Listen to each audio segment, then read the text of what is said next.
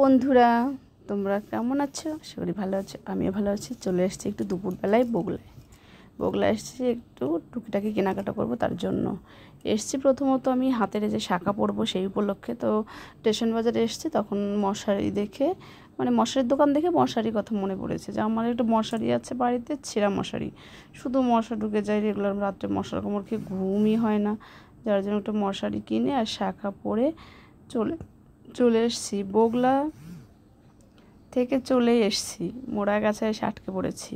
মোড়া গাছে ঢুকতে ঢুকতে বৃষ্টি, সে মানে কি বলবো, অঝোরে বৃষ্টি, মানে ঘন্টা খানিক ধরে নামলো। তো যেহেতু ছোটো পাপাকে নিয়ে এসেছি, ওর জন্য আর বেরোতে পারছি না, এখানে বসেই আছি। তারপরে অনেক পরে বাড়ি এলাম। বাড়ি এসে এই দেখো শাখার সঙ্গে আমি যে আয়স্তটা হাতে সবসময় থাকে আমার, এটা আমার শাশুড়ি মার মুখ দেখেছিল দিয়ে। আর এই যে কাচের চুড়ি শ্রাবণ মাস উপলক্ষে পড়েছে। কেমন লাগছে বন্ধুরা? আর এই দেখো কী কেনাকাটা করেছে। আমার মশারিটা কালারটা কেমন হয়েছে? অনেক তো শুধু লাল, হলুদ, পিঙ্ক মশারি ইউজ করি, কিন্তু এবার দেখো আমি একটু সুন্দর একটা কালার নিয়ে এসেছি। আমার ভীষণ ভালো লেগেছে। তোমরাও কমেন্টস করে বলবে, হ্যাঁ, কার কার এরকম কালার মশারি ভালো লাগে। ভালো হয়েছে মশারিটা? অবশ্যই বলবে কিন্তু। আর তারপরে আমি একটা ধরপাদুল্লায়, আমাদের ধরপাদুল্লায় থেকেই যে জুতো কিনি, তো আমি ভিডিওটা করতে পারিনি, তোমাদের দেখাতে পেরে দুঃখিত।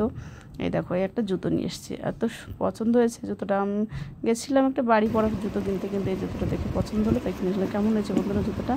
অবশ্যই বলবে কিন্তু। তোমাদের দোকান দেখায়নি, পরে দেখাবো, পরে গিয়ে। আজ আমি এমনি শুধু গিয়ে হট করে কিনে চলে এসেছি, তো ওর জন্য আর দেখাতে পারলাম না।